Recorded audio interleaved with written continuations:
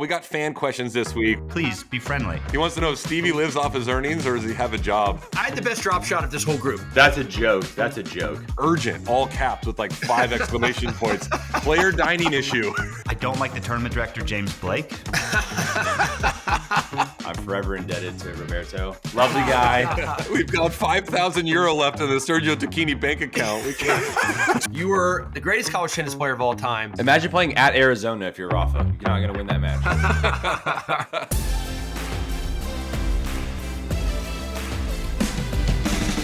Welcome back, everybody, to Nothing Major. This is episode 16. I'm Sam Query. I've got John Isner with me, Steve Johnson with me, Jack Sock. He could come on at any time. We don't know. He was playing a pickleball tournament late last night.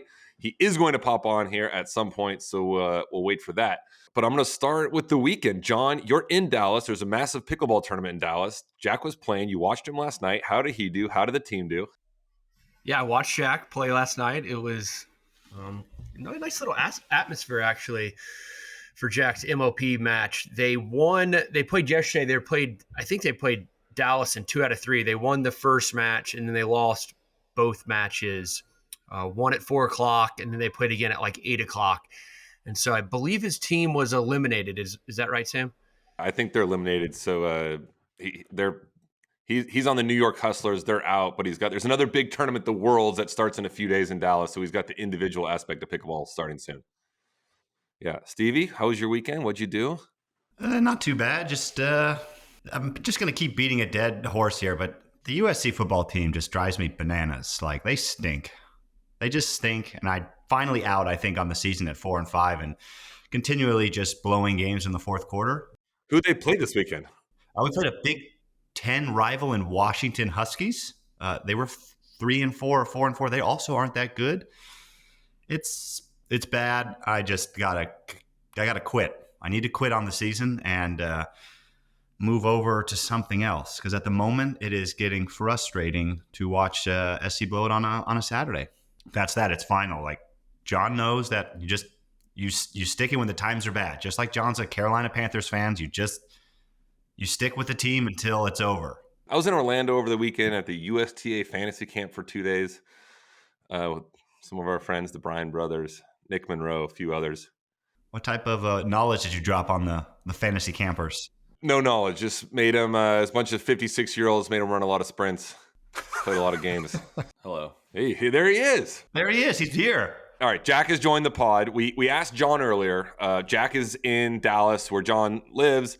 Jack was playing the MLP Pickleball Championships yesterday. John was actually in the crowd. I don't know if he was cheering Jack on, heckling Jack. Was not cheering me on. Your team unfortunately lost. Yeah, I want to know, one, how was the event?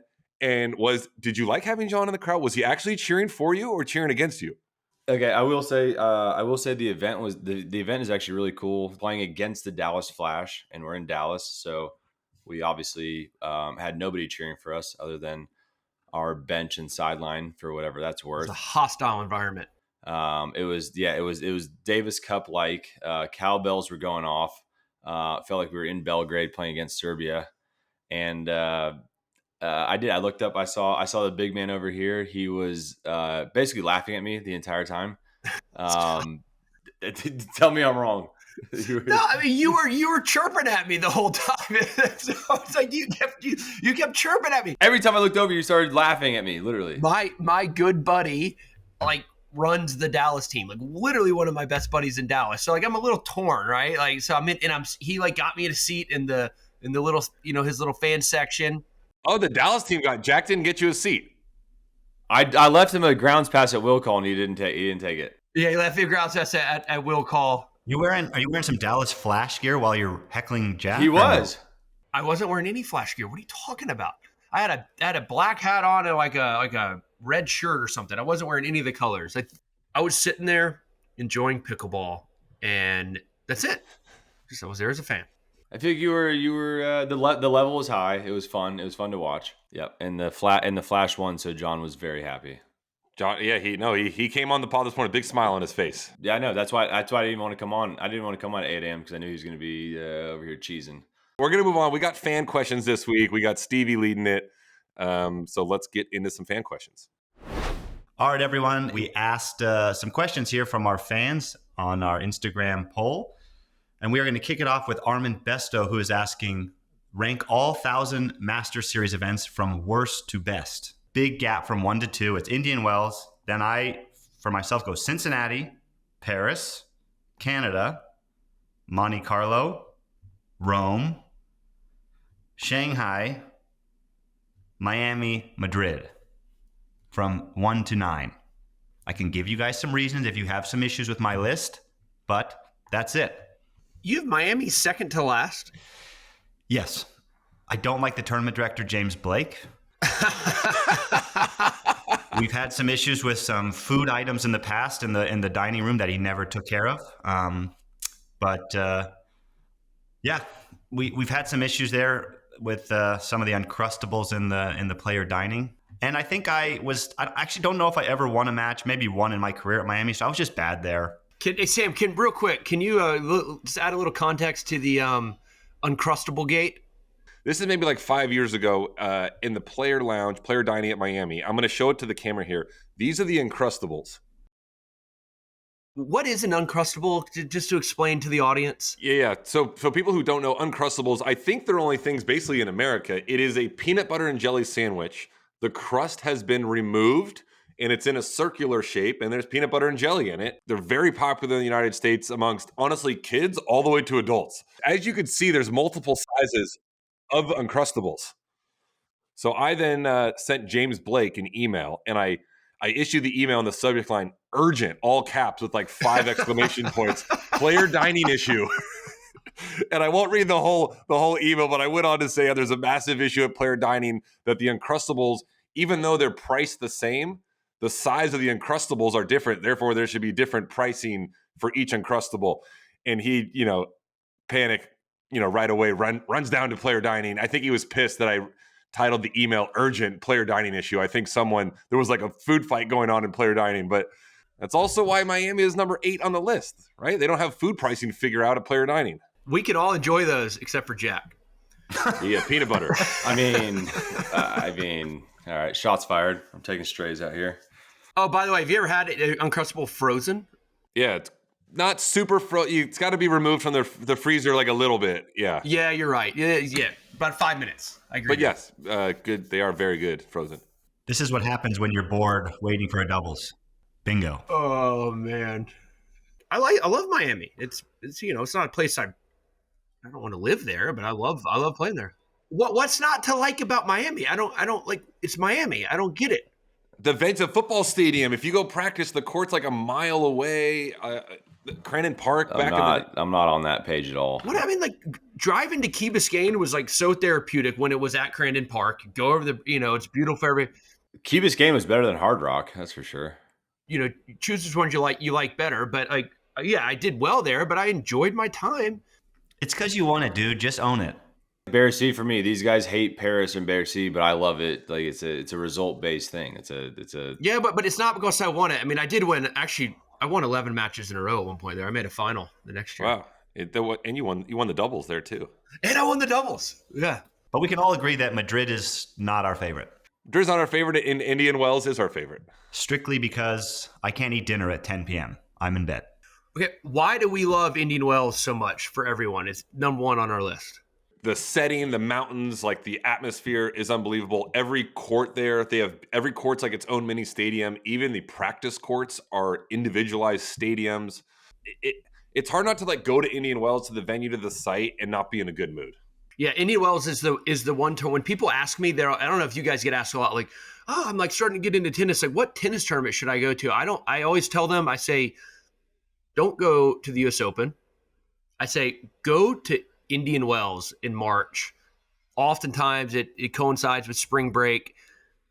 Hop a flight. They have a lot of flights going into Palm Springs. Go watch that tennis tournament. You will not be disappointed. It's the fan friendliest of all the 1000s. There's so much room. You're never crowded.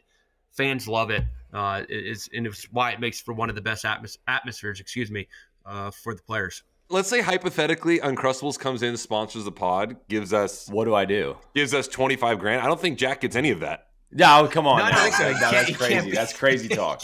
No, that's crazy. He can't be a consumer. Yeah. Okay, next question here. This one's from Budden S6, button 6. Did John get his machine back, and did Sam pay for the shipping? Because we had a post a couple weeks ago about Sam, I believe Venmo requesting John for the money for Sam to send it back. So did Sam ultimately make $75 in this 6-month-long saga? Or what happened there, John? No, he did not. He sent me a Venmo request, which is sociopathic, insane. I was hoping maybe you would accidentally like misread it and then hit accept, and then I wasn't going to give it back. Yeah, I know you weren't. But he sent it back. It took about 7 days. USPS ground. Because I actually texted Sam about it because a buddy of mine tore his ACL playing tennis. So I'm gonna give it out to my buddy here in Dallas because he needs it. But it's being put to good use, and that's the important thing. Are you going to drive it over to him and then ask him for some gas money? I'm not gonna. It's a good question. Actually, it's really good. I don't know what my comeback is for that. No. I might drive it over to him. I will not ask for gas money. But for me, I'm out $93 out of all this. That's the way I look at it. But you're a good friend. I'm a good friend. Yes, sir. So the game ready debate is dead. Yeah, but we put out the poll, and we were going to abide by the results of the poll, and I lost the poll, and so Sam didn't pay me back. Fair enough. Water under the bridge, and I feel like our friendship is strong enough that we can overcome this. All right, this next question is from Dylan O'Connor. Should catching a ball toss be a fault? And we'll go to our resident serve expert, John Isner, on that one.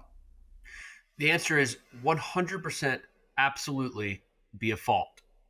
And Stevie, don't take offense. I feel like you are a pretty big offender of this. You would catch 4 or 5 ball tosses a match. No? Yeah, no, you're I right. would definitely catch 1 or 2 if I was. Thank you, Sam. Yeah. He did catch some. He did catch some. You're a ball toss catcher. You were a ball toss catcher. I'm not saying you did it as gamesmanship. Oh, no, 100% I did. I was tired, dude. What do you mean?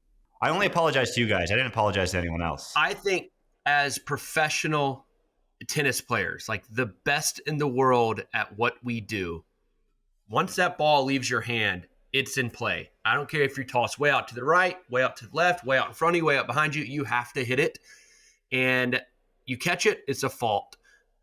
Maybe you get 1 mulligan a match. I would not even be favor of that, but I think that's reaching some middle ground, which would be a good start.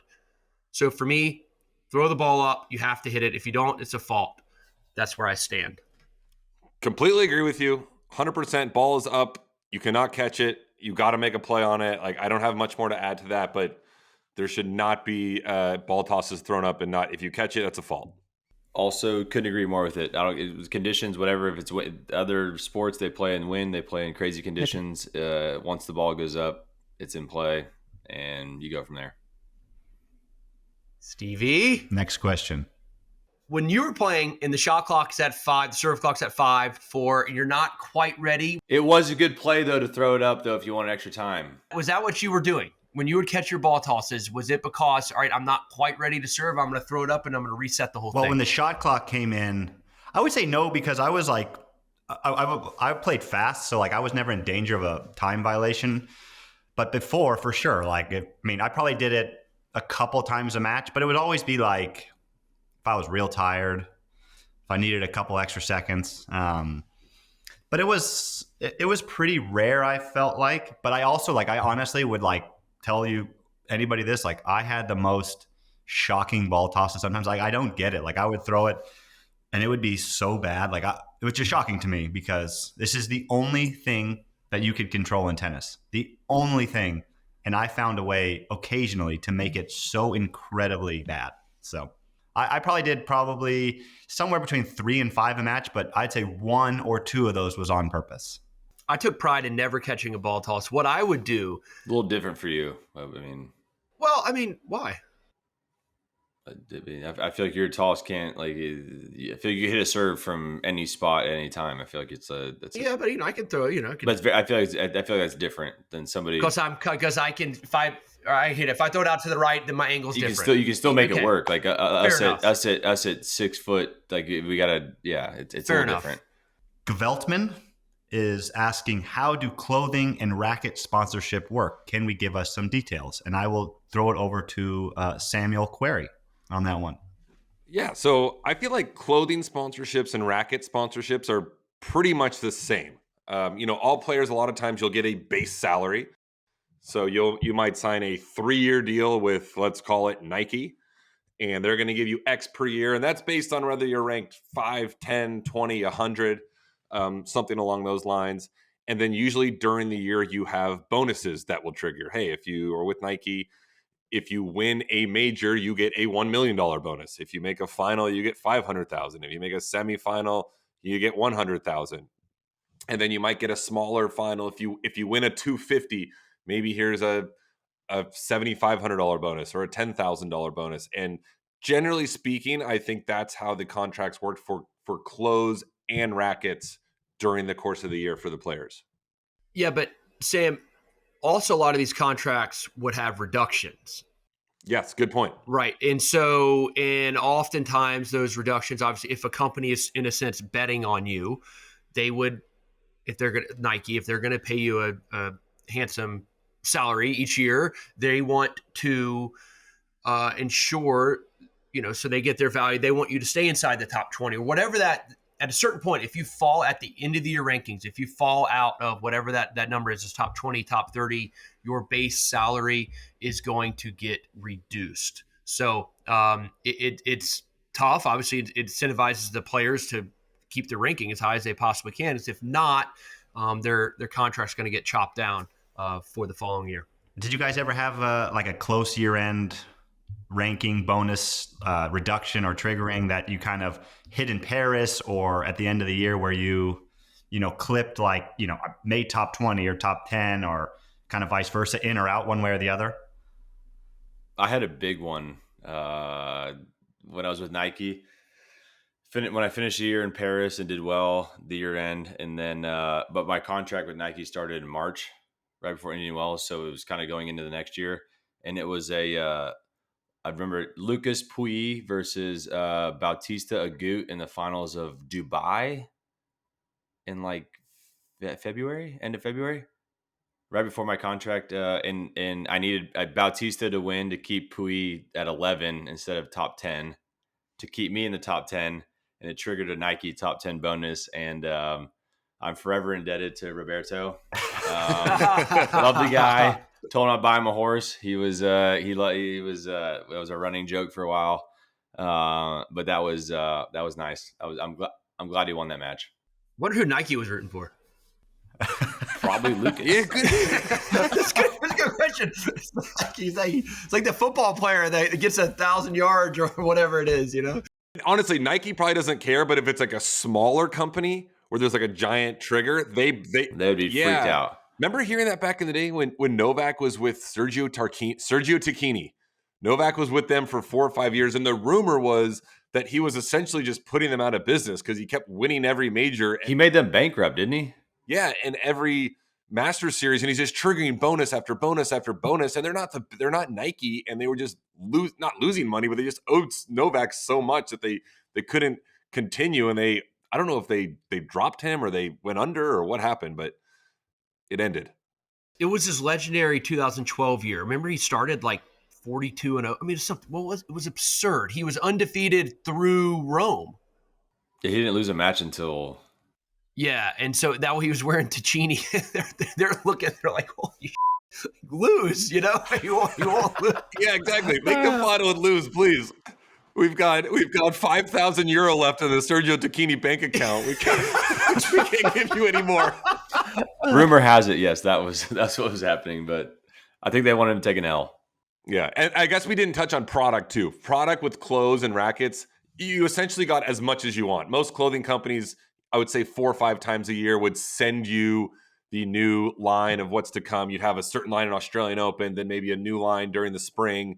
You get a clay court line, and then maybe your whites for Wimbledon, and then summertime you get stuff. And rackets were kind of the same. I feel like most contracts, they'd say, oh, you get 15 rackets a year, but essentially you can get as many rackets as you want. I think for most companies, I don't think players abused it. They weren't getting 300 rackets. You just, however many rackets you needed, they would pretty much just send them to you. The clothing kind of meant more at times financially than the racket.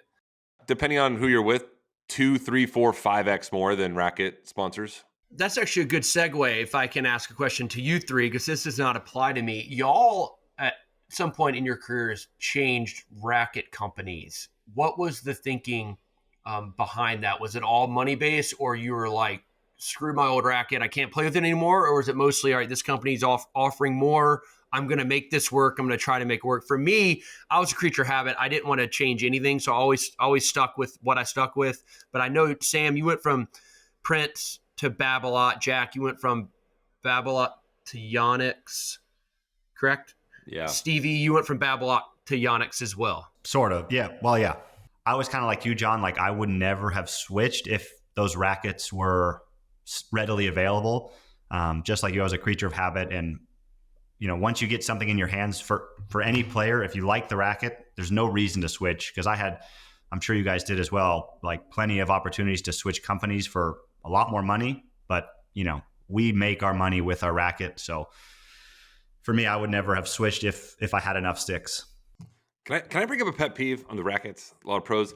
A lot of times racket companies that have a racket and then they would bring out a new version of that racket and the paint job would be slightly different and it would feel the same. But like so many players are like, I can't play with this racket. It feels different. I thought that was such BS. Like it felt the same. There's no way these players can feel it. Like the paint job's a little different that it would feel off. Maybe you guys were like that, but couldn't disagree more with you, Samuel. You're a professional tennis player. I should be able to give you any racket and you should be able to figure it out. There's no way a little different paint color should. The glossy and the matte, they play so much different, dude. No way. Yes, way, they guys. do. It was a different racket, the matte to the gloss. This is not surprising. Out of the four of us, I see the two guys with absolutely no hands and no feel. Get out of here. Feel this way, and then John Jack and had myself, incredible feel. Oh, no. You have no feel, dude. You are so I know. bad. I don't. John, though, around the net. Sam, you great feel. had sneaky good feel. Sam. Yeah, thanks, John. Yeah. I had the best drop shot of this whole group. That's a joke. That's a joke. Are you serious? No, right that's now? valid. You absolutely did, John. You have the best drop shot in this group? Yes. What is I have the wrong best- with you? I have the best forehand drop shot, and best drop shot volley of this whole group. Yep. Totally agree. Thank you, Sam.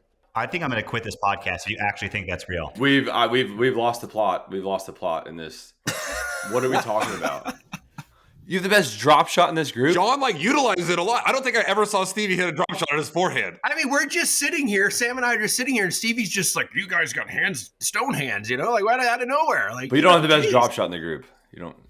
He does. You guys are just out of your minds. What is today. wrong with you? Okay, let's move on. I'm with Sam. The players would freak out. Like my paint job changed a lot over time. I'm like, all right, it feels the same. Yeah, because you just hit a serve and then walk left and right. Yeah, all you do is hit a serve. Yeah, because That's I really all would you hit do. serves. Yes, it was my biggest weapon. It doesn't mean I can't hit a drop shot, but obviously the serve was my biggest weapon. I mean, to be fair, you have better hands than Sam. Sam's got sneaky, decent hands. It's just technique was like on the backhand volley, but like you and Sam could. No, I'm serious. You're absolutely. Everything you're saying is right. Yeah, like people always made fun of Sam's volleys and stuff. I'm not. That's Stevie. That's not me. That's Stevie. I think Sam has good hands. I don't think you have the best drop shot in the group. All right, we can debate that another time. We will debate that another. Somebody ask that question in for the next fan mailbag day. We'll debate We're it. talking about feeling hands out here. We need a highlight reel of my best drop shots, guys. Let's put them head to head right now. What are we talking about? This is from Mako, whatever. What's more impressive, Rafa's 81 match Clay winning streak or my own 72 match winning streak in college? And I'm going to let the three of you debate, and I'm just going to sit here. Please be friendly. That's a tough one. Wow. We'll go to the college guy first. Hands John. down, Stevie's 72 win match streak. That's All hands those down. wins over like Sacramento State and the Anteaters of UC Irvine. That's a tough one. Stevie, we do know numbers-wise you're the greatest college tennis player of all time, so I'm certainly not going to malign what you did in college. But this is kind of a funny debate, right? And so you were the greatest college tennis player of all time, but we're talking about the greatest tennis player of all time, especially on one surface. So I'm gonna give the slight edge to Rafa. Both very impressive. I think the 81 matches on clay just a tick more impressive than the 72 in a row in college. I disagree completely. I think the 81 on clay will be beaten at some point. The 72 in college will not be beaten at any point. So I'm going with our fellow Nothing Major co-host here, and the 72 win in college is way more impressive. Yeah, I agree with Jack. I think 72 in college. Rafa's got the crowd behind him everywhere. Stevie's going to away venues, beating, away at UCLA, away at Georgia, away at Washington, away at Oregon State. These are tough places to play. Couldn't agree more. And it won't be broken. John's just a hater because he just never clipped that NCAA title, so we could never get a winning streak going. So I couldn't. Some people went to Georgia, some people went to USC, and then That's okay. I'm a little surprised by those answers. Both impressive, but Rafa's is. We can open it up to a poll. I feel like you guys at the bottom are just farming for engagement, and fair enough. Maybe we get a lot of clicks out of this. No, Jack made a good point. I think one will be broken, one won't be. Yes, I think it's more likely that Rafa's streak is be broken. You think someone's going to win 82 matches in a row? I think at some point Alcaraz will win 82 matches in a row. Nobody's going to win 73 in a row. It's got to be on clay, though. 82 in a row on clay. Someone's going to win 82. No one's going to win 73. Can I bring up a point, too? Stevie, you had 72 matches in a row that you won, right? Correct. Rafa won 81 in a row on clay. Rafa sprinkled losses in during that streak on hard court and on grass. But all his wins were on hard court. That wasn't 80. That's not 81 in a row for Rafa. It's just 81 on one surface. He was pretty average outside the clay. Yeah, but all Stevie's wins were on hard. Yeah, but it was 72 in a row. Yeah, but he was also playing at hostile environments and away teams. Oh my God. What are we talking about? How many matches did Rafa win in a row at any given point on all the surfaces? Imagine playing at Arizona if you're Rafa. You're not going to win that match. All right, Jack. Now I know you're just clowning around right now. I'm struggling to agree with Jack now. Stevie, you 72 in a row. Did you know at some point when you were did you know you had 15 in a row, 16 in a row? Were you thinking about it? I mean, I don't want to put myself in Roger, Rafa, these guys' shoes, but I want to say they felt the same at obviously the highest possible level. When I was walking out to matches, I already felt like I had won. You know what I mean? You just knew something catastrophic would have to happen today for me to lose this match, whether it's I literally get hurt or something crazy must happen. My confidence level is high. The opponent's mental maybe strength of actually beating me was low. So there was all these factors that go in, and I want to say that's what Rafa felt every day at the French Open, which would be unreal to feel that at the highest level. But yeah, I had a very fruitful 4 years at USC and really enjoyed my time there. All right, another question from DCass89. What is the craziest court you have ever played on?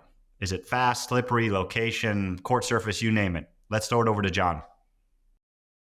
Okay, I got an answer for that. It's all three of those. Fast, slippery, which I kind of, put in the same category, and the location. I played a challenger. This must have been 2008 or 9. Sam, I don't know if you ever played. Did you ever play in Rimouski, Canada? No. It sounds like a fictional city you just it's made. Rimouski, Canada. So you got Montreal, right? Then you have northeast of Montreal, you have Quebec City. And then you have northeast of Quebec City. I think I'm getting my geography right. You have Rimouski. The Rimouskers. I feel like you're in Greenland at this point. Yeah, you're almost in Greenland. It's a good place. And the fastest tennis courts of all time in Rimouski, Canada. I lost in the semifinals. Guess what the score was? 6-6. And yeah, I can't even remember who I lost to, but Rimouski, Canada. But fun fact about that, Sidney Crosby either played junior hockey or low minor league hockey in Rimouski, Canada, because his jersey was all over town. And they didn't have much to do there. It was a subway. The hotel was okay. There was 2 restaurants. And to get to the Quebec City airport, I remember was a 3-hour drive through the barren wasteland of northeast Canada. So for me, Rimouski, Canada definitely doesn't exist anymore. If we can get some backstory on that, the history of that event would be good. But I think it does still exist. Oh, really? Yeah, I think so. At least it did until recently. But yeah, I'm pretty sure it's still on the calendar. Sammy? What do you got for us? I've been trying to think. I can't think of like a crazy court in the pros, honestly. I feel like they're all pretty good. I feel like going to junior tennis, I played in some ratchet like parks and stuff where there's cracks all over the courts and metal nets, but I remember I those. honestly don't have a good answer. I don't have like a crazy like on-court tournament one. Not a challenger? No, not really. I feel like they're all like pretty nice. I mean, I would if I have to pick one, I think location and vibe wise, I'd probably go with the Uzbekistan Davis Cup, where I feel like we were just at a court in the middle of Uzbekistan, and there was we had the U.S. Davis Cup like team on this bench, and then they brought in like 100 like school students to sit in the stands, and then one like military guy, and it was just the weirdest vibe. It was just nothing about it felt good. Nothing about it was right, and we played a Davis Cup match. I don't even. It was not. Yeah, it was weird. The whole thing was weird. So I'm gonna go with Tashkent on that one. Yeah, I think John already took care of maybe the crazy side of things. I'm going to go with maybe the nice side of things, which was shocking. I played Monte Carlo once. I played another member of this podcast there. And I think we were both a bit surprised that we were the feature match on center court. 2 Americans at like third or fourth on like Monday night on center court at Monte Carlo. And it's like the most picturesque court, right? Like you got the ocean behind you. You got all the yachts back there. Like it didn't make any sense why John and I weren't at like a public park playing our first round match. Y'all flew to Monte and played each other? We played each other, and then I lost pretty handily. John was unreal on that court. Guess I was hitting good drop shots. Yeah, no. But speaking of that, John being always so sour after losing, when I lost, I still wanted to play doubles with John the next day, and he said, "No, I'm pulling out. You're going home." So he pulled out, and then, I went home. I was going to play doubles the next day, and John said, "No, we're out. Because if I lose, I'm leaving." I go, "Well, you don't have to. Like, if I lose, I'll stay." He goes, "No, you're going home." So he basically like just big brothered me and sent me home. It's kind of lame, but it was a great court to play on. Owen won their lifetime, and that'll never change. Okay, I want to add a little backstory to this. So Stevie and I, we played in Houston the week before, as all of us did. And we were the only 2 Americans that were going from Houston to Monte Carlo. And I believe we both lost in the quarterfinals in Houston that year. So we didn't get on the same exact flight, but we got into Monte Carlo around the same time on Saturday? No, Sunday. Sunday morning-ish. No. It was we lost Saturday. in the quarters on Friday. Yeah, and we flew on Saturday. And we got there when? Do you know how time travel works? You got to plus 8 hours or 6 hours. Do you not remember this? God, you're old and have no memory. No. Okay, so we landed on Sunday? We landed on Sunday. You and I hit Sunday night. And then we played Monday. And I left Tuesday. I was there for like 36 hours. Okay, that's it. We played on Monday. And I'm thinking, all right, Stevie, let's just play on Monday, right? Because one of us is going to lose, one of us is going to go home. He was lobbying to play on Tuesday. He wanted that extra day. Literally just got in there on Sunday. That's fine. We're dealing with the same situation. Yeah, one's different than the other, based on play style. Like you get to go serve. You get to go do what you do. It's very different. Disagree. It's very different. No. If you're over 6'4", you can't have this conversation. That's very different. You're both dealing with jet lag, both dealing with this, that. Stevie was like insistent on playing on Tuesday, but I won that battle. We played on Monday, and Stevie, I guess I pulled out of doubles. I don't remember that. I pulled out of doubles a lot. So. Yeah. I was like, I'll stay. I owe you guys a lot of money, Sam especially. I probably owe you $75,000. Sam, you disagree that John's he's in a more favorable position at that point, getting there on a Sunday to play Monday than Stevie. They're in the exact same boat. They both have the exact same amount of time. No, you the weather's the same. You cannot say that. What you guys, 2 victims over there? He's playing a completely different. He gets to just serve and hit balls. This guy has to. He's more than that. I feel like a lot of people rip John just being a server. He had great groundies. He was an underrated guy to practice with. Like keep good rallies. I don't disagree with that. I'm saying in that position. No, I don't agree with you. I am on John's side again. Thank you. We're both dealing with the same thing. Right, We're both here. John has the edge, 51-49. If you were to fly to a tournament the day before you're about to play it, would you rather be John or would you rather be Stevie? I wouldn't care. You can't ask Sam. That's that. Okay, that's. I'd rather be Federer, and I would have gotten there. I would have flown private, be at a nice hotel. Oh yeah, A touche. Hey, touche. Golly. All right, we're done. Thank you for the fan questions. no, hold on. We're not wrapping this yet, Stevie. I got one more. M Fane. He wants to know if Stevie lives off his earnings. He wants to know if Stevie lives off his earnings, or does he have a job? Tell people your day-to-day job. What are we doing? Do I get to answer that myself? I hang out with you 3 clowns twice a week filming this podcast. Do some tennis channel stuff, do some coaching, just odds and ends. I like to stay around the house, try and take the girls to the park, take them to school. I like doing that kind of stuff, drop off. It's been in the back of my mind since episode, 3, when Marty Fish said Sam Querrey was a better golfer than me. So I've been working really hard on my golf game because that was, maybe the biggest lie I ever told on this podcast. But other than that, I just try and, think of new things to cook. I love to cook at the house and, just trying to occupy my time that way. So that's it. It sounds like you're applying for jobs and you've just been denied. Sounds like you don't need to work. Is what that sounds like. This is actually a random question. Any of you guys ever had have to do like a resume and like keep it, or like just in school? How they have those like talk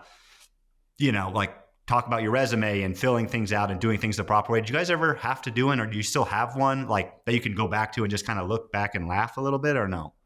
John and I might, because like we did school. Yeah, we did school, albeit not very well, but we did do school. And I remember making a mock resume or whatever, as if I was, in college applying for a job. I would need to brush up on my resume knowledge if needed to. Are you proficient in Excel? That's a big one, No. I wish I was. I really wish I was. There's a lot of things I wish I was more proficient in that I lost touch with while playing tennis. It would be a fun bet if we all went after the same job just to see who can get it, but not a tennis job. Like, who can get a job at like Wells Fargo quickest, starting now? I think I could get that. You gotta go like put a resume. You gotta like find a Wells Fargo, find an opening, interview, and see. You gotta make one and like just you gotta make one. Absolutely. Will your way in there. You gotta be impressive in the interview process or something. All right, good question, Sam. Thank you. I live off the land. We should try that. To be honest, I got some plants out front, some limes, some lemons. Just working on my my sustainability here. All right, we're gonna try a new segment here. It's a one-off segment. We're gonna see if tennis had a commissioner. All of us are running for commissioner of the ATP Tour. We're gonna put forth kind of a little pitch and see who has the best one. We got when this podcast comes out, the election in America will be over. No one wants to hear our election predictions or who we're voting for, but I think they do want to hear if we were going to be running for tennis commissioner, what our platform would be. So the premise of this is we each get about 1 minute to kind of give our rundown of what would make us the best commissioner of tennis. The other 3 can then react. We're going to start with Stevie. You have 1 minute now. Why would you be the best commissioner of tennis? All right. I have a few bullet points here I'd like to go through. First and foremost, 1, tennis needs to be more fun and fan-friendly. We need music. We need more movement. It's too stale, top to bottom. And I'm excluding like Wimbledon in this category. It's kind of like its separate entity. I like the tradition there, but everywhere else needs to be more fun. Play some music. Let's have the fans move around and enjoy the tennis. 2, we need to have regional tours like Asia, Australia, North and South America, and Europe. You pick a tour to play for the whole season, and you play on that tour, and you qualify for slams that way. So everybody gets to say, so the 4 of us, I would assume, would all kind of stay in North America, North and South America. And they'll be like, if we're going to equate this to golf a little bit, the Corn Ferry style. So there's, the top 30 guys, and then there's the next tour of top 30 guys that are, fighting for relegation and, addition to the main tour. We got to change the scoring next. I like the fast 4 scoring, get into the meat and the bones of the match quicker. And then the season ends after the US Open. World Tour Finals the week after, no tour after the U.S. Open, big off season. But then I think we should have a bit of a silly season, fun events that guys can do for like the month of October if they want. If not, call it a year. And then Open. All right, I feel like your minute's almost up here. You're going over. I'm about to buzz you off. I fell asleep at the beginning. You pulled me back in at the end a little bit, but gotta make it realistic, all in all, that's not what the fans want. Oh goodness gracious! I'm kind of with Stevie on this one. You're going. You like that? I don't know. Give me my minute. All right. Let's go to Jack's minute right now. All right, let me give you my minute. So I'm gonna condense the season. However many events we got, 30 whatever events they have a year. We're gonna go to 16 just unbelievable events. The best locations, the best venues, the best everything. Prize money goes way up. Everybody's playing for way more. Sorry for the guys that are not in those events. Just SOL. But I think you just make it. You make it it's basically a Premier League, and everybody is playing for top dollar at the best venues. And like Stevie said, in the fall you have like a fun little, maybe you do like a little team thing, or you do like a little funny, what do you call it, fun season or whatever in the fall. And yeah, and you but I think you condense it. You don't play so many tournaments. People are getting haggard. People are pulling out of events. People are injured, whatever.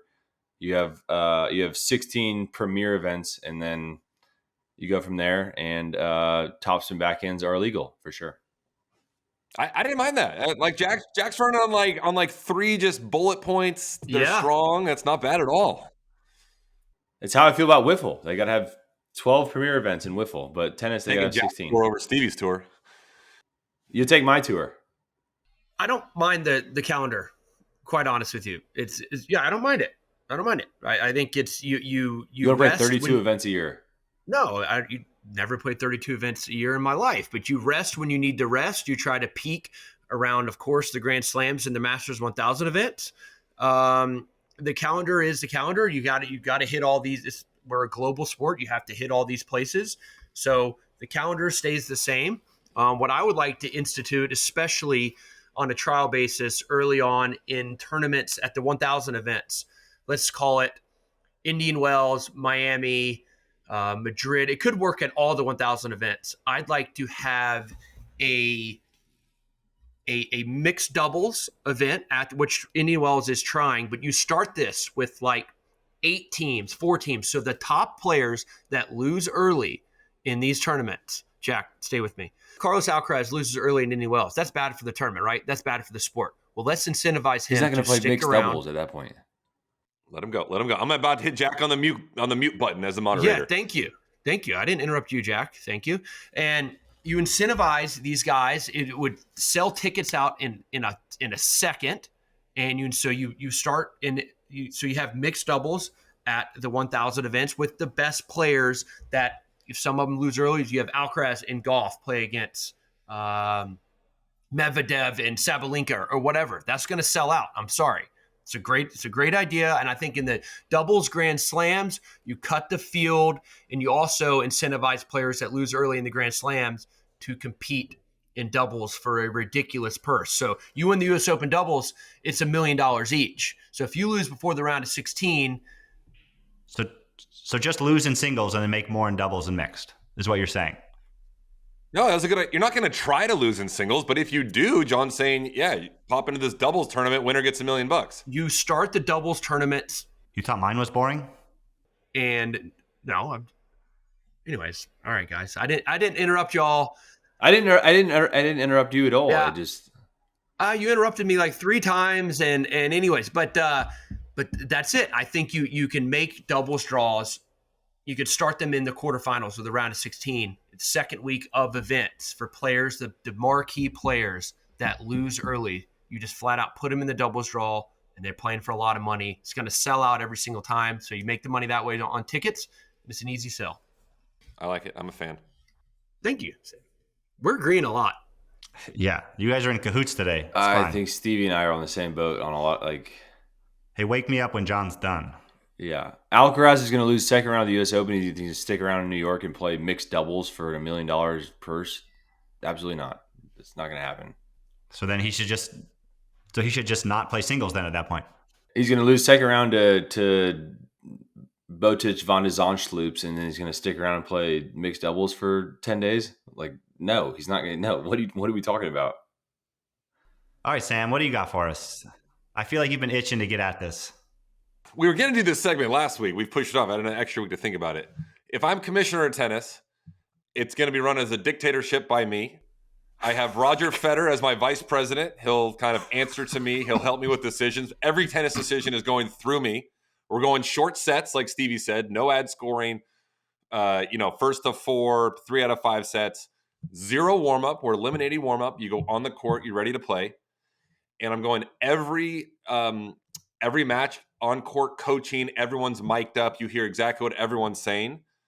And then every Grand Slam is winner take all $25 million. And I want that money rolled out like poker. If we have Alcaraz versus Sinner, winner take all $25 million, all the slams. There's 0 prize money for the rest. Maybe a little bit for the first round. So then don't show up so the 4 of us should have just never played. You would have still played. You would have still played for the chance to win.